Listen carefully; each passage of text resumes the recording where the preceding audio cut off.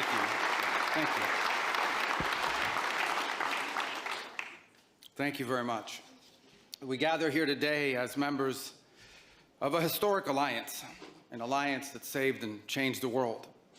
You know, when this conference began in 1963, it was in a nation, actually it was on a continent, that was divided against itself. The line between communism and freedom ran through the heart of Germany. The first barbed fences of the Berlin Wall had gone up just 2 years prior. And just months before that first conference, before our predecessors first met here in Munich, the Cuban Missile Crisis had brought the world to the brink of nuclear destruction.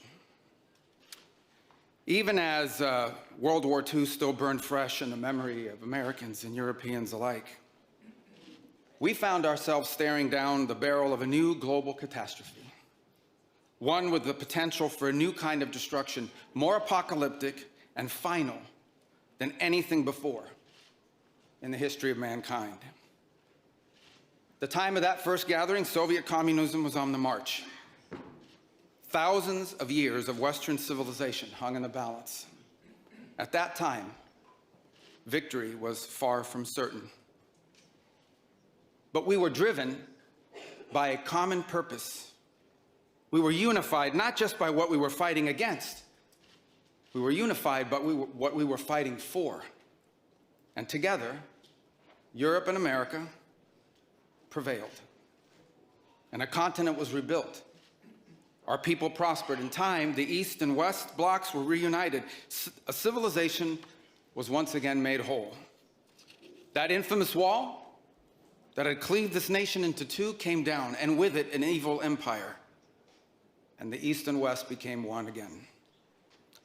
But the euphoria of this triumph led us to a dangerous delusion that we had entered, quote, the end of history, that every nation would now be a liberal democracy, that the ties formed by trade and by commerce alone would now replace nationhood, that the rules-based global order, an overused term, would now replace the national interest, and that we would now live in a world without borders where everyone became a citizen of the world. This was a foolish idea that ignored both human nature and it ignored the lessons of over 5,000 years of recorded human history. And it has cost us dearly. In this delusion, we embraced a dogmatic vision of free and unfettered trade, even as some nations protected their economies and subsidized their companies to systematically undercut ours, shuttering our plants, resulting in large parts of our societies being deindustrialized, shipping millions of working and middle-class jobs overseas, and handing control of our critical supply chains to both adversaries and rivals. We increasingly outsourced our sovereignty to international institutions while many nations invested in massive welfare states at the cost of maintaining the ability to defend themselves. This, even as other countries have invested in the most rapid military buildup in all of human history and have not hesitated to use hard power to pursue their own interests. To appease a climate cult, we have imposed energy policies on ourselves that are impoverishing our people, even as our competitors exploit oil and coal and natural gas and anything else, not just to power their economies, but to use as leverage against our own. And in a pursuit of a world without borders, we opened our doors to an unprecedented wave of mass migration that threatens the cohesion of our societies, the continuity of our culture, and the future of our people. We made these mistakes together. And now, together, we owe it to our people to face those facts and to move forward, to rebuild. Under President Trump, the United States of America will once again take on the task of renewal and restoration, driven by a vision of a future as proud, as sovereign, and as vital as our civilization's past. And while we are prepared, if necessary, to do this alone, it is our preference and it is our hope to do this together with you, our friends here in Europe. For the United States and Europe, we belong together. America was founded 250 years ago, but the roots began here on this continent long before. The men who settled and built the nation of my birth arrived on our shores carrying the memories and the traditions and the Christian faith of their ancestors as a sacred inheritance, an unbreakable link between the old world and the new. We are part of one civilization, Western civilization. We are bound to one another by the deepest bonds that nations could share, forged by centuries of shared history, Christian faith, culture, heritage, language, ancestry, and the sacrifices our forefathers made together for the common civilization to which we have fallen heir. And so this is why we Americans may sometimes come off as a little direct and urgent in our counsel. This is why President Trump demands seriousness and reciprocity from our friends here in Europe. The reason why, my friends, is because we care deeply. We care deeply about your future and ours. And if at times we disagree, our disagreements come from our profound sense of concern about a Europe with which we are connected, not just economically, not just militarily. We are connected spiritually, and we are connected culturally. We want Europe to be strong. We believe that Europe must survive. Because the two great wars of the last century serve for us as history's constant reminder that ultimately our destiny is and will always be intertwined with yours. Because we know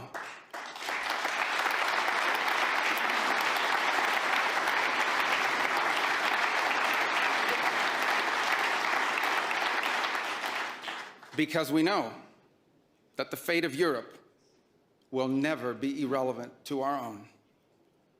National security, which this conference is largely about, is not merely a series of technical questions. How much we spend on defense or where, how we deploy it, these are important questions. They are. But they are not the fundamental one. The fundamental question we must answer at the outset is, what exactly are we defending? Because armies do not fight for abstractions.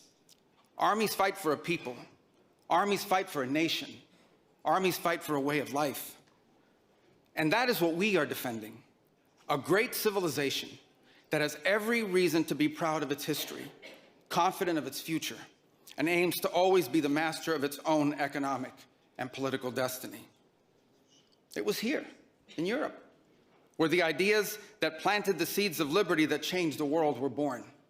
It was here in Europe where which gave the world the rule of law, the universities, and the scientific revolution. It was this continent that produced the genius of Mozart and Beethoven, of Dante and Shakespeare, of Michelangelo and Da Vinci, of the Beatles and the Rolling Stones. And this is the place where the vaulted ceilings of the Sistine Chapel and the towering spires of the great cathedral in Cologne, they testify not just to the greatness of our past or to a faith in God that inspired these marvels. They foreshadow the wonders that await us in our future. But only if we are unapologetic in our heritage and proud of this common inheritance can we together begin the work of envisioning and shaping our economic and our political future. Deindustrialization was not inevitable. It was a conscious policy choice, a decades-long economic undertaking that stripped our nations of their wealth, of their productive capacity, and of their independence. And the loss of our supply chain sovereignty was not a function of a prosperous and healthy system of global trade. It was foolish. It was a foolish but voluntary transformation of our economy that left us dependent on others for our needs and dangerously vulnerable to crisis. Mass migration isn't some fringe concern of little consequence. It was and continues to be a crisis which is transforming and destabilizing societies all across the West. Together, we can reindustrialize our economies and rebuild our capacity to defend our people. But the work of this new alliance should not be focused just on military cooperation and reclaiming the industries of the past. It should also be focused on together advancing our mutual interests in new frontiers, unshackling our ingenuity, our creativity, and the dynamic spirit to build a new Western century.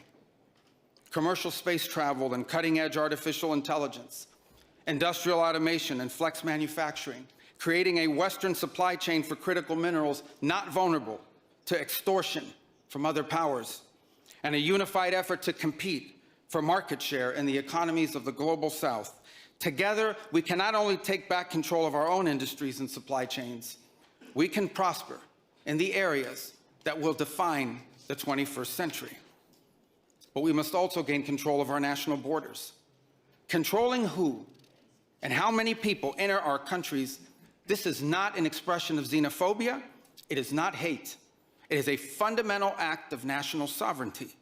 And the failure to do so is not just an abdication of one of our most basic duties owed to our people. It is an urgent threat to the fabric of our societies and the survival of our civilization itself.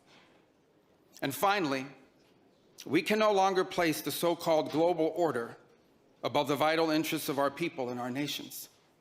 We do not need to abandon the system of international cooperation we authored, and we don't need to dismantle the global institutions of the old order that together we built. But these must be reformed. These must be rebuilt. For example, the United Nations still has tremendous potential to be a tool for good in the world. But we cannot ignore that today, on the most pressing matters before us, it has no answers and has played virtually no role. It could not solve the war in Gaza. Instead, it was American leadership that freed captives from barbarians and brought about a fragile truce. It has not solved the war in Ukraine. It took American leadership in partnership with many of the countries here today just to bring the two sides to the table in search of a still elusive peace. It was powerless to constrain the nuclear program of radical Shia clerics in Tehran. That required 14 bombs dropped with precision from American B-2 bombers. And it was unable to address the threat to our security from a narco-terrorist dictator in Venezuela. Instead, it took American special forces to bring this fugitive to justice. In a perfect world, all of these problems and more would be solved by diplomats and strongly worded resolutions. But we do not live in a perfect world, and we cannot continue to allow those who blatantly and openly threaten our citizens and endanger our global stability to shield themselves behind abstractions of international law which they themselves routinely violate. This is the path that President Trump and the United States has embarked upon. It is the path we ask you here in Europe to join us on. It is a path we have walked together before and hope to walk together again. For 5 centuries, before the end of the Second World War, the West had been expanding. Its missionaries, its pilgrims, its soldiers, its explorers pouring out from its shores to cross oceans, settle new continents, build vast empires extending out across the globe. But in 1945, for the first time since the age of Columbus, it was contracting. Europe was in ruins. Half of it lived behind an iron curtain, and the rest looked like it would soon follow. The great Western empires had entered into terminal decline, accelerated by godless communist revolutions and by anti-colonial uprisings that would transform the world and drape the red hammer and sickle across vast swaths of the map in the years to come. Against that backdrop, then as now, many came to believe that the West's age of dominance had come to an end and that our future was destined to be a faint and feeble echo of our past. But together, our predecessors recognized that decline was a choice, and it was a choice they refused to make. This is what we did together once before, and this is what President Trump and the United States want to do again now, together with you. And this is why we do not want our allies to be weak, because that makes us weaker. We want allies who can defend themselves so that no adversary will ever be tempted to test our collective strength. This is why we do not want our allies to be shackled by guilt and shame. We want allies who are proud of their culture, and of their heritage, who understand that we are heirs to the same great and noble civilization, and who together with us are willing and able to defend it. And this is why we do not want allies to rationalize the broken status quo rather than reckon with what is necessary to fix it. For we in America have no interest in being polite and orderly caretakers of the West's managed decline. We do not seek to separate, but to revitalize an old friendship and renew the greatest civilization in human history. What we want is a reinvigorated alliance that recognizes that what has ailed our societies is not just a set of bad policies, but a malaise of hopelessness and complacency. The alliance that we want is one that is not paralyzed into inaction by fear. Fear of climate change, fear of war, fear of technology. Instead, we want an alliance that boldly races into the future. And the only fear we have is the fear of the shame of not leaving our nations prouder, stronger, and wealthier for our children. An alliance ready to defend our people, to safeguard our interests, and to preserve the freedom of action that allows us to shape our own destiny. Not one that exists to operate a global welfare state and atone for the purported sins of past generations. An alliance that does not allow its power to be outsourced, constrained, or subordinated to systems beyond its control. One that does not depend on others for the critical necessities of its national life. And one that does not maintain the polite pretense that our way of life is just one among many, and that asks for permission before it acts. And above all, an alliance based on the recognition that we, the West, have inherited together. What we have inherited together is something that is unique and distinctive and irreplaceable, because this, after all, is the very foundation of the transatlantic bond.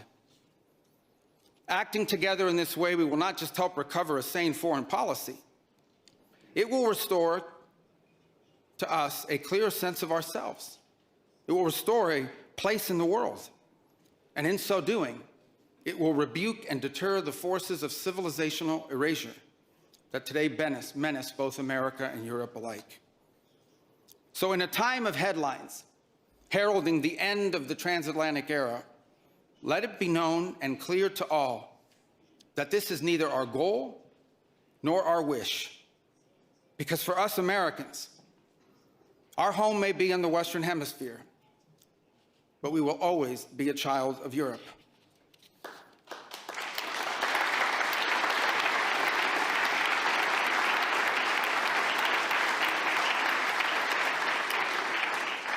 Our story began with an Italian explorer whose adventure into the great unknown to discover a new world brought Christianity to the Americas and became the legend that defined the imagination of our pioneer nation. Our first colonies were built by English settlers, to whom we owe not just the language we speak, but the whole of our political and legal system. Our frontiers were shaped by Scots-Irish, that proud, hardy clan from the hills of Ulster that gave us Davy Crockett and Mark Twain and Teddy Roosevelt and Neil Armstrong.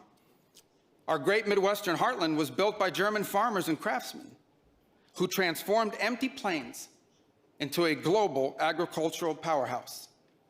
And by the way, dramatically upgraded the quality of American beer. Our expansion into the interior followed the footsteps of French fur traders and explorers whose names, by the way, still adorn the street signs and town names all across the Mississippi Valley. Our horses, our ranches, our rodeos, the entire romance of the cowboy archetype that became synonymous with the American West. These were born in Spain. And our largest and most iconic city was named New Amsterdam before it was named New York.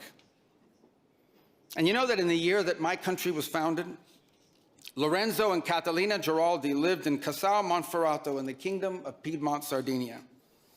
And Jose and Manuela Reina lived in Sevilla, Spain. I don't know what, if anything, they knew about the 13 colonies which had gained their independence from the British Empire. But here's what I'm certain of.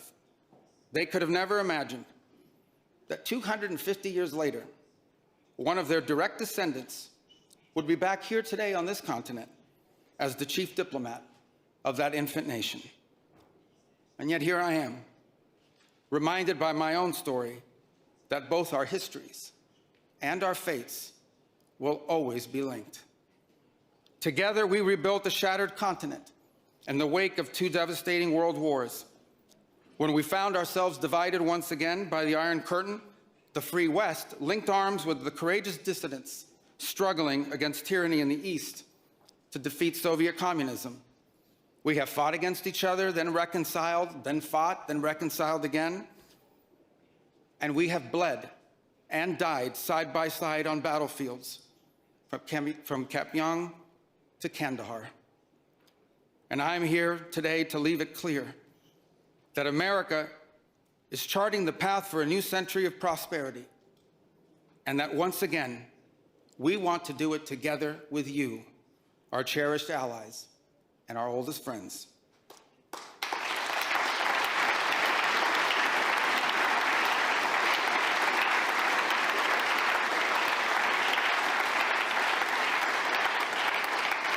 We want to do it together with you, with a Europe that is proud of its heritage and of its history, with a Europe that has the spirit of creation and liberty that sent ships out into uncharted seas and birthed our civilization, with a Europe that has the means to defend itself and the will to survive.